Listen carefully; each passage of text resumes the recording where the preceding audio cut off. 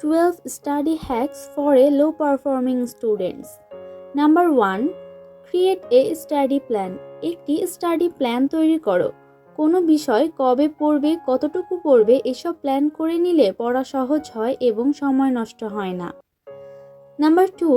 Study on time 1 or 2 weeks before.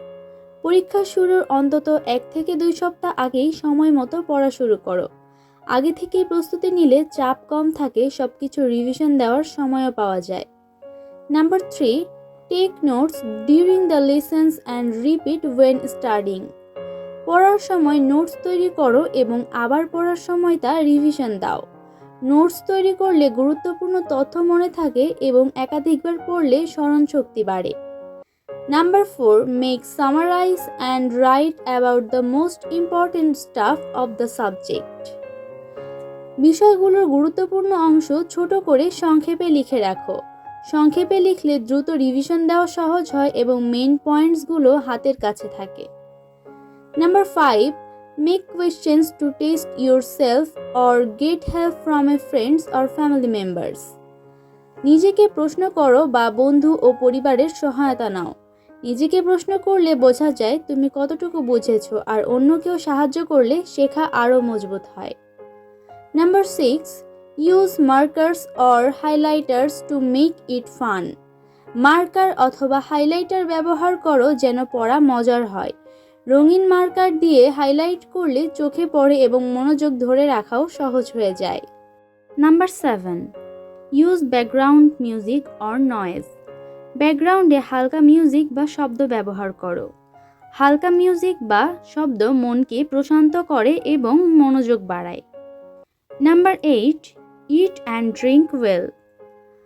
ভালো খাবার খাও এবং পর্যাপ্ত পরিমাণে পানি পান করো, তাহলেই মস্তিষ্ক সচল ও কর্মক্ষম থাকবে। শরীর ভালো না থাকলে মনোযোগ আসবে না এবং আমাদের লক্ষ্য পূরণে অবশ্যই নিজেকে সুস্থ রাখাটা অত্যন্ত জরুরি। Number 9. Turn off any distractions like mobile phone.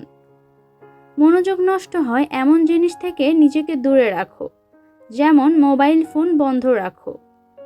Mobile phone বা সোশ্যাল মিডিয়া মনোযোগ নষ্ট করে, তাই এগুলো থেকে নিজেকে দূরে রাখার চেষ্টা করতে হবে। Number 10. Find the time when you learn best.